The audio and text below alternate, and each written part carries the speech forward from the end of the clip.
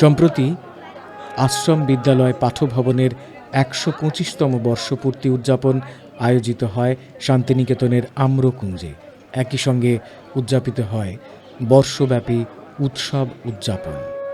প্রদীপ প্রজ্বলন করে অনুষ্ঠানের শুভ সূচনা করেন উপাচার্য ডক্টর প্রবীর কুমার ঘোষ। সঙ্গে ছিলেন প্রধান অতিথি অধ্যাপক অমিত হাজরা, নির্দেশক শিক্ষা সংক্রান্ত গবেষণা, পল্লী পুনর্গঠন বিভাগ, পাঠভবনের বিশিষ্ট প্রাক্তনী আনন্দরূপ রায় এবং পাঠভবনের বর্তমান অধ্যক্ষা বোধিরূপা সিংহ।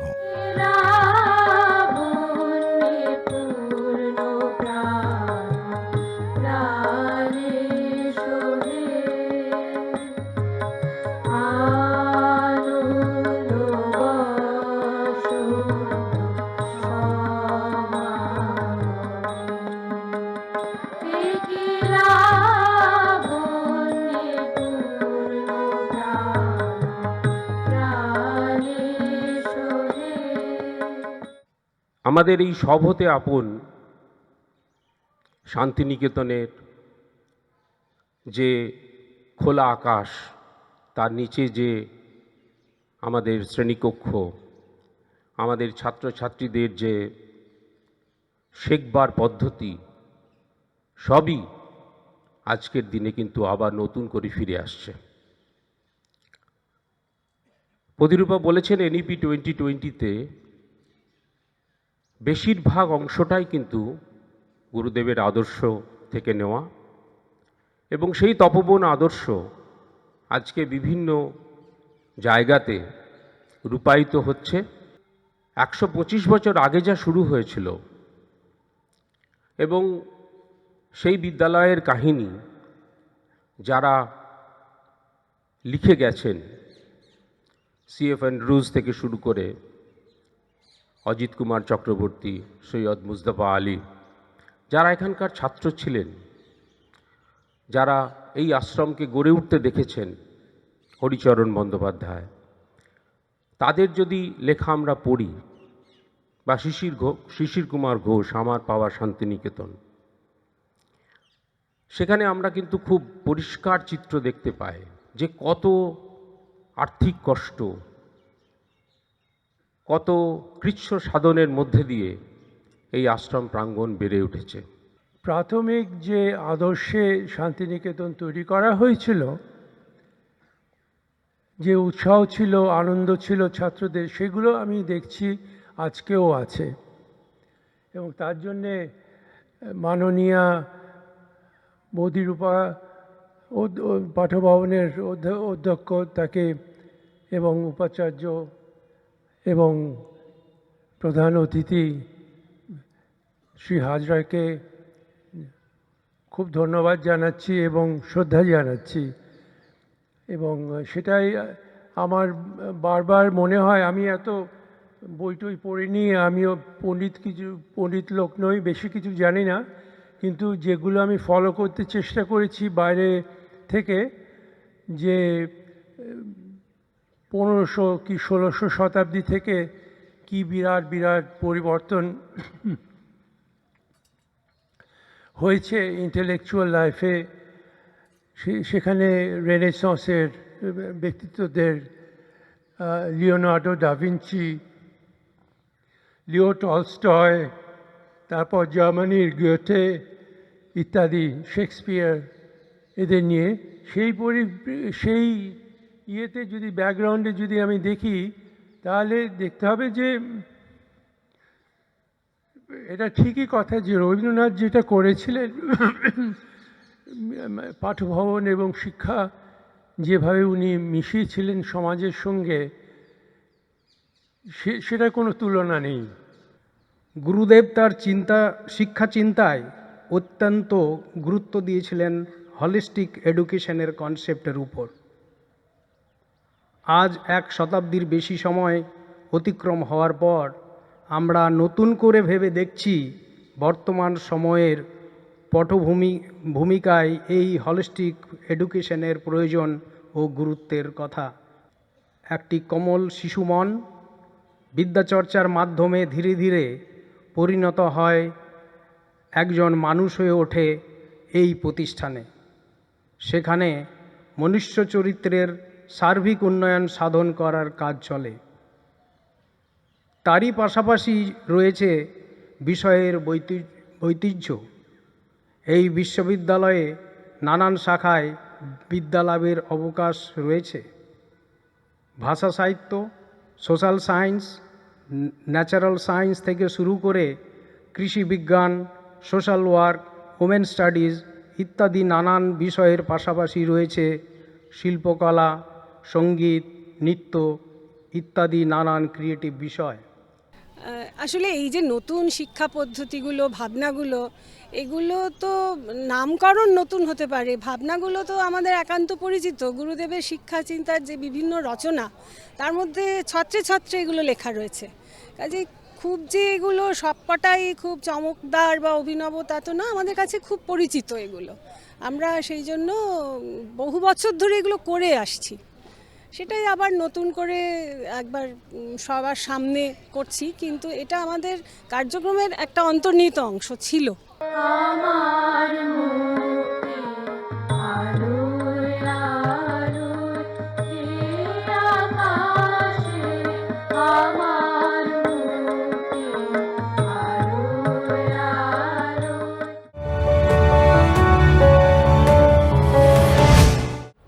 পশ্চিমবঙ্গ বাউল একাডেমি, তথ্য ও সংস্কৃতি বিভাগ, পশ্চিমবঙ্গ সরকার এবং বিশ্ব বাংলা বিশ্ববিদ্যালয়ের যৌথ আয়োজনে বাউল গান তত্ত্বে ও কাব্যে শীর্ষক দুদিনের জাতীয় স্তরের আলোচনাচক্র আয়োজিত হয় বিশ্ব বাংলা বিশ্ববিদ্যালয়ের অডিটোরিয়ামে।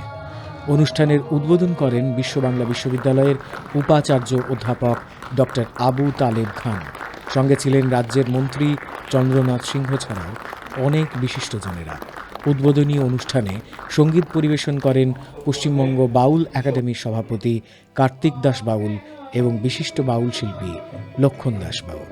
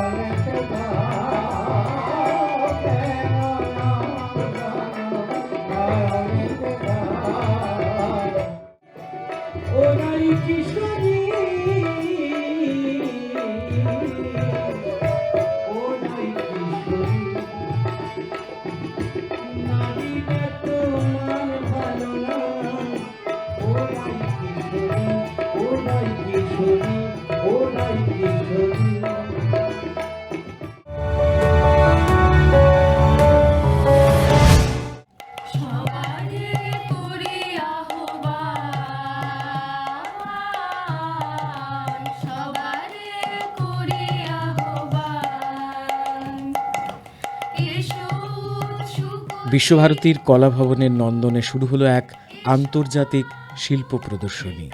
কলাভবনের 2002 থেকে 2009 সালের প্রাক্তন ছাত্রছাত্রীদের উদ্যোগে আয়োজিত এই প্রদর্শনীতে দেশ বিদেশের বিভিন্ন প্রান্ত থেকে প্রাক্তনীরা তাদের নিজস্ব শিল্পকর্ম নিয়ে অংশ নিয়েছেন।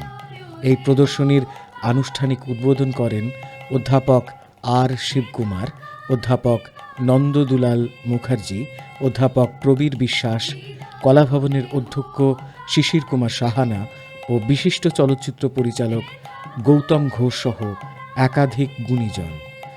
মোট 32 জন প্রাক্তন ছাত্রছাত্রী এই প্রদর্শনীতে অংশ নিয়েছেন। তাদের তৈরি 52টি বিভিন্ন ধরনের শিল্পকর্ম স্থান পেয়েছে নন্দনের গ্যালারিতে। প্রদর্শনী ঘুরে দেখে খুশি অধ্যাপক ও বিশিষ্টজনেরা।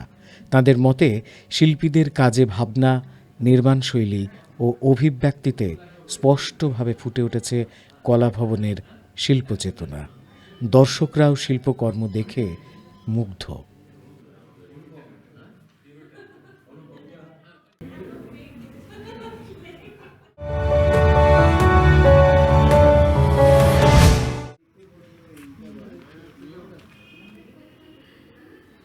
শ্রী অরবিন্দ সংস্কৃতি ইনস্টিটিউটের উদ্যোগে শ্রী অরবিন্দ নিলয় শান্তিনিকেতনে শ্রী ময়ের 148তম জন্মবার্ষিকী উপলক্ষে দুদিনব্যাপী একটি পেইন্টিং ওয়ার্কশপের আয়োজন করা হয়।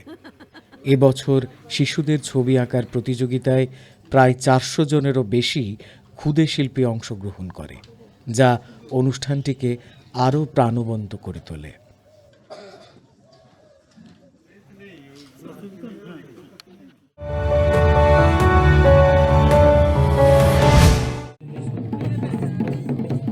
রাজ্য সরকারের আদিবাসী উন্নয়ন বিভাগের উদ্যোগে এবং বীরভূম জেলা প্রশাসনের সহযোগিতায় 2 দিনের 31তম বীরভূম ও মুর্শিদাবাদ জেলা আদিবাসী ভাষার একাঙ্ক নাটক প্রতিযোগিতার সূচনা হল বোলপুর ব্লকের ধান্যসরা সিধু কানু মঞ্চে। এই প্রতিযোগিতায় বীরভূম ও মুর্শিদাবাদ মিলিয়ে মোট 8টি নাট্যদল আদিবাসী ভাষায় একাঙ্ক নাটক পরিবেশন করেছে। অনুষ্ঠানের আনুষ্ঠানিক সূচনা করেন বীরভূম জেলা পরিষদের সভাধিপতি ফাইজুল হক। উপস্থিত ছিলেন বীরভূম জেলা পরিষদের সহসভাপতি স্বর্ণলতা সোরেন ও অন্যান্য বিশিষ্ট ব্যক্তিরা।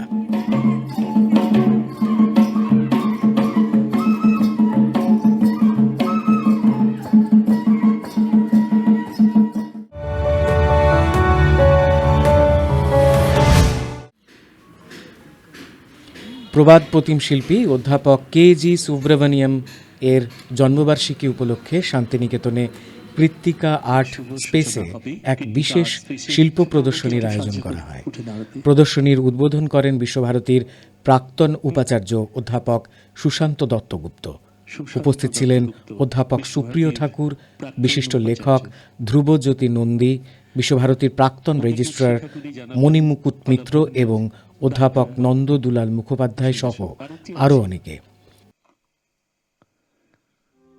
এবারের প্রদর্শনীতে বিশেষ ভাবনায় তুলে ধরা হয়েছে 3টি প্রজন্মের শিল্পচর্চা। প্রথম প্রজন্মে রয়েছেন রামকিঙ্কর বেইজ, নন্দলাল বসু, বিনোদ বিহারী মুখোপাধ্যায়ের মতো মাস্টারমশাইরা। দ্বিতীয় প্রজন্মে অন্তর্ভুক্ত হয়েছেন কে.জি. সুব্রমণিয়াম, দিনকর কৌশিক, নন্দদুলাল মুখার্জি, প্রবীর বিশ্বাস, নির্মলেন্দু দাস, পিনাকি বড়ুয়ার মতো শিল্পীরা। পাশাপাশি তৃতীয় প্রজন্মের সমসাময়িক শিল্পীদের বিভিন্ন মাধ্যমের শিল্পকর্ম স্থান পেয়েছে এই প্রদর্শনীতে। 3 প্রজন্মের শিল্পভাবনার সম্মিলনে কৃত্তিকা আর্ট স্পেসের এবারের প্রদর্শনী শিল্পানুরাগীদের কাছে এক বিশেষ অভিজ্ঞতা হয়ে উঠেছে।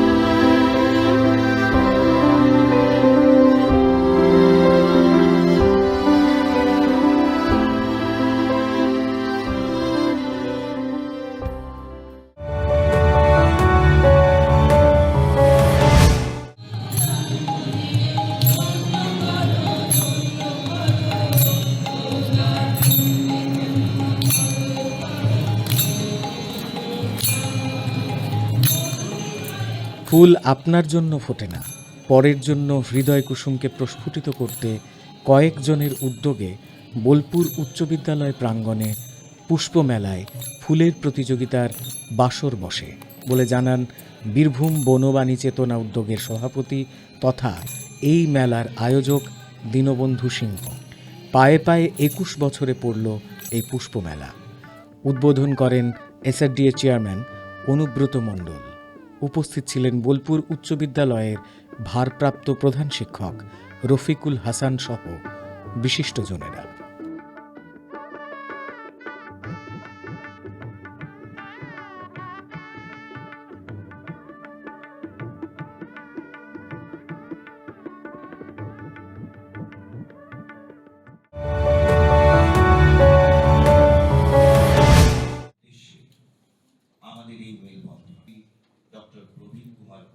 বিশ্বভারতী এবং সত্যজিৎ রায় ফিল্ম টেলিভিশন ইনস্টিটিউটের মধ্যে মৌ স্বাক্ষর হল বিশ্বভারতীর সেন্ট্রাল লাইব্রেরি কনফারেন্স হলে।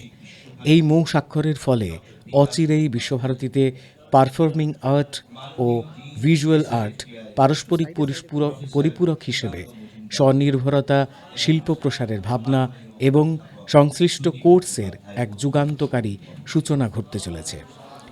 এদিনের মৌ স্বাক্ষর অনুষ্ঠানে উপস্থিত ছিলেন বিশ্বভারতীর উপাচার্য doctor Prabir Kumar Ghosh, Satyajit Ray film television ইনস্টিটিউটের উপাচার্য প্রফেসর সমীরণ দত্ত, বিশ্বভারতীর রেজিস্ট্রার ডক্টর বিকাশ মুখোপাধ্যায়, সঙ্গীত ভবনের অধ্যক্ষা অধ্যাপিকা শ্রুতি বন্দ্যোপাধ্যায় এবং সত্যজিৎ রায় ফিল্ম টেলিভিশন ইনস্টিটিউটের রেজিস্ট্রার দীপক কুমার সহ আরও অনেকে।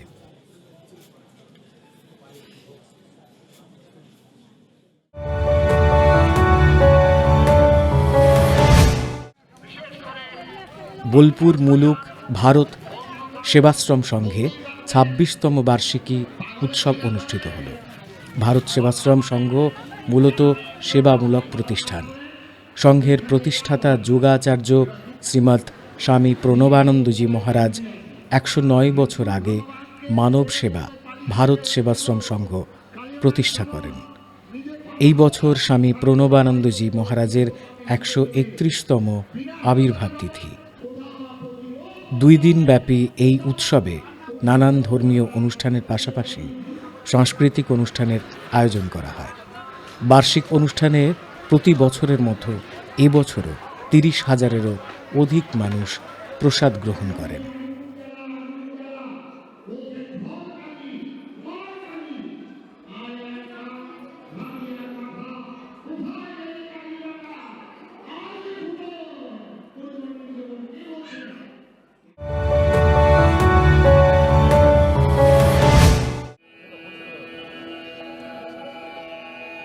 বোলপুর রেল ময়দানে দুর্গামাতা হিন্দু সম্মেলন সমিতির উদ্যোগে বিশাল হিন্দু সম্মেলন অনুষ্ঠিত হল, যেখানে সকাল থেকে পুজো আর্চার পাশাপাশি নানান ধর্মীয় আলোচনা সহ সাংস্কৃতিক অনুষ্ঠানের আয়োজন করা হয়।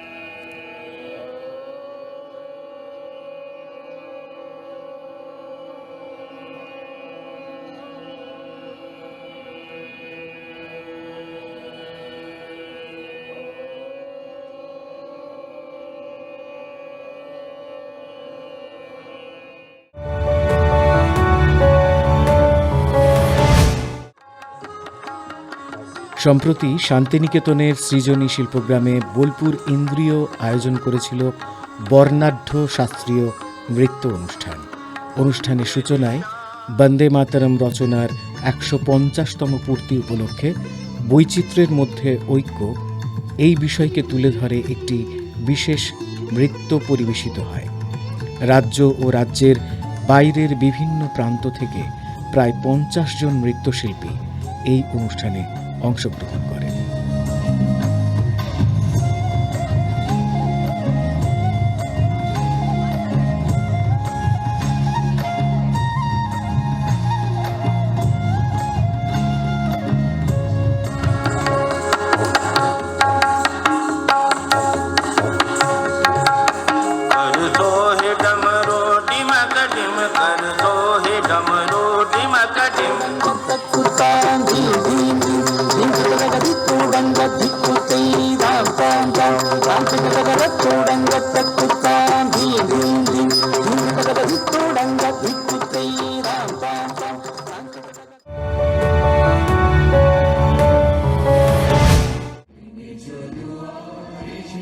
কবিগুরু রবীন্দ্রনাথ ঠাকুরকে শ্রদ্ধা জানাতে শান্তিনিকেতনের সৃজনী শিল্পগ্রামে এক মনোজ্ঞ সাংস্কৃতিক অনুষ্ঠানের আয়োজন করে বৈশালী নৃত্যগোষ্ঠী। দীর্ঘ ৩০ বছর ধরে নৃত্য ও বিভিন্ন সাংস্কৃতিক কর্মকাণ্ডের মাধ্যমে শিল্পচর্চায় নিজেদের নিয়োজিত রেখেছে এই নৃত্যগোষ্ঠী। অনুষ্ঠানে উপস্থিত ছিলেন বিশ্বভারতী বিশ্ববিদ্যালয়ের মণিপুরী নৃত্যের অধ্যাপক ডক্টর সুমিত বসু। সমগ্র অনুষ্ঠান জুড়ে নৃত্য, ভাব ও আবেগের মেলবন্ধনে কবিগুরুর সৃষ্টির প্রতি এক অনন্য শ্রদ্ধার্ঘ্য তুলে ধরেন শিল্পীরা।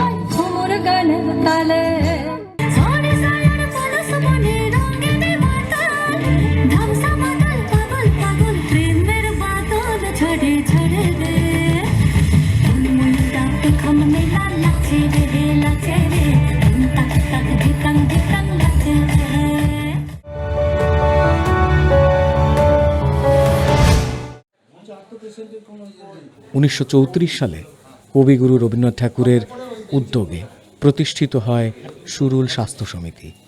শ্রীনিকেতনকে কেন্দ্র করে আশেপাশের গ্রামগুলির সার্বিক পুনর্গঠনই ছিল এই সংস্থার মূল লক্ষ্য। শিক্ষা, স্বাস্থ্য, সংস্কৃতি ও কর্মসংস্থানের উপর বিশেষ গুরুত্ব দিয়ে গ্রামকে স্বনির্ভর ও শক্তিশালী করে তোলার ভাবনাই ছিল কবিগুরুর স্বপ্ন। আজও সেই রবীন্দ্র ভাবনাকে সামনে রেখে কাজ করে চলেছে সুরুল স্বাস্থ্য সমিতি।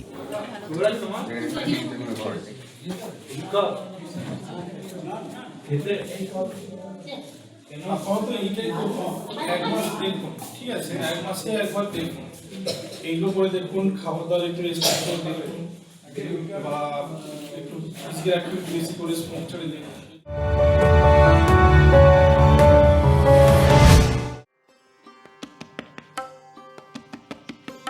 সম্প্রতি শান্তিনিকেতনের বিশ্ব বাংলা বিশ্ববিদ্যালয়ের বিদায়ী উপাচার্য অধ্যাপক দিলীপ কুমার মাইতি সাংবাদিক বৈঠকে তার কর্মকাণ্ডের কিছুটা তুলে ধরেন। সম্প্রতি আর্টশিলা শান্তিনিকেতনে আর্টশিলা এবং মাধুরী মেমোরিয়াল ফাউন্ডেশনের ব্যবস্থাপনায় উইন্টার মিউজিক্যাল মিটের মেমোরিয়াল ইভেন্টের আয়োজন করা হয়। অনুষ্ঠানে অংশগ্রহণ করেন সরদে সৌগত রায়চৌধুরী, কণ্ঠসঙ্গীতে যাজ্ঞসেনী মজুমদার, তবলায় সন্দীপ কুমার ঘোষ, কণ্ঠসঙ্গীতে ঋষভ চক্রবর্তী, তবলায় দীপরঞ্জন ঘোষ এবং হারমোনিয়ামে মৌ বিশ্বাস।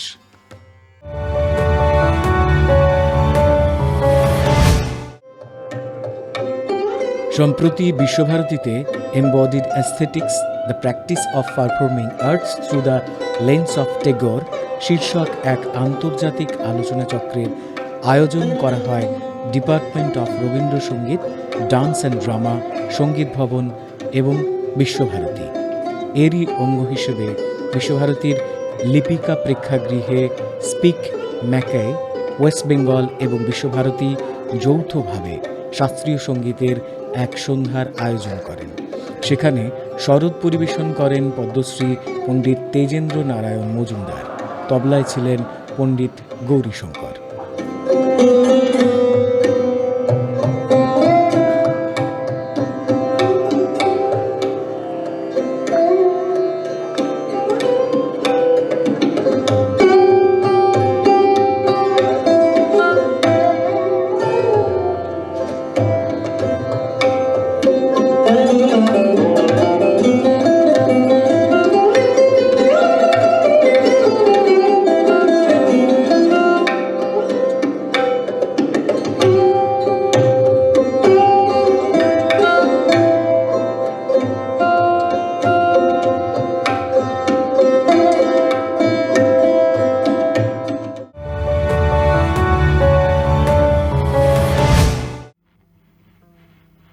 সম্প্রতি আর্টশিলা শান্তিনিকেতনে আকরাম আব্দুল ফাতেহ এবং মান্ডোলা জয় রিভার্স ফ্রম দ্য ইস্ট নিয়ে যন্ত্রসঙ্গীত পরিবেশন করেন। আকরাম হলেন প্যালেস্টাইনীয় বেহালাবাদক এবং মান্ডোলা জয় হলেন ভারতীয় ম্যান্ডোলা বাদক।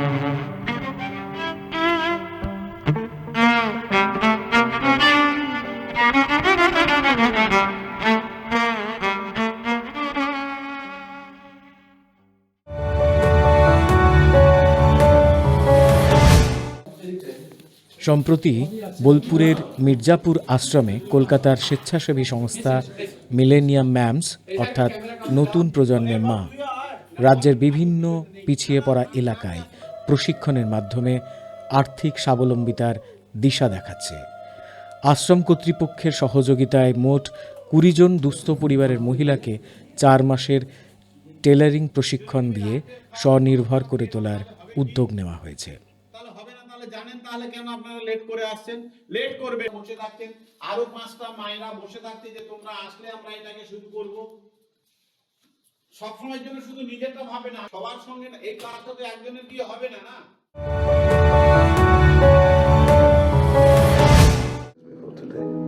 দ্য রাউল কৌশিকনাথ ফাউন্ডেশন মন কবিতা আসর বসিয়েছিল শান্তিনিকেতনের লিপিকায়, বিশ্বভারতীর অসমীয়া বিভাগ এবং ভূপেন হাজারিকা ট্রাস্টের উদ্যোগে।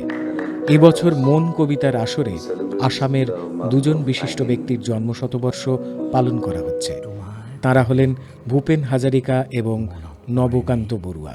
অনুষ্ঠানে অসমীয়া সাহিত্যের বিশিষ্ট কবিরা অংশগ্রহণ করেন। বাৰিষাৰ ৰাতি তোমাৰ কবিক মনত পৰেনে অৰুন্ধতী? সেমেকা পোহৰে পাহৰাই দিয়া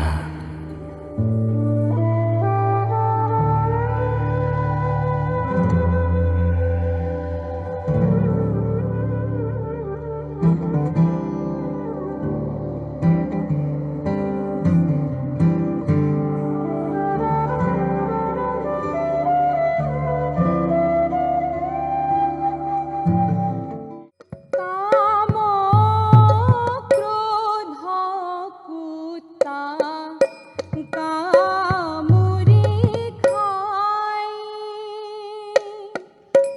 বিহয় বিহ লাগি জীব যায়। নবদার সঙ্গে আমার একটি বিষয়ে মিল মানতেই হবে। দুজনেই শান্তিনিকেতনের শিক্ষক ও অধ্যাপক হীরেন্দ্রনাথ দত্তকে গুরু বলে মেনেছি। জীবনে অনেক মহান শিক্ষকের সংস্পর্শে এসেছি, কিন্তু গুরু বলে মানতে পেরেছি কম মানুষকেই। হীরেন্দা তাঁদের অন্যতম। মই দেখিছো অনেক গগন চুম্বী অট্টালিকাৰ শাৰী, তাৰ ছায়াতে দেখিছো কতনা গৃহহীন নৰ নাৰী। মই দেখিছো কিছু ঘৰৰ সন্মুখ বাগিচাৰে আছে ভৰি, দেখিছো মৰহা ফুলৰ পাপৰি অকালতে পৰা সৰি।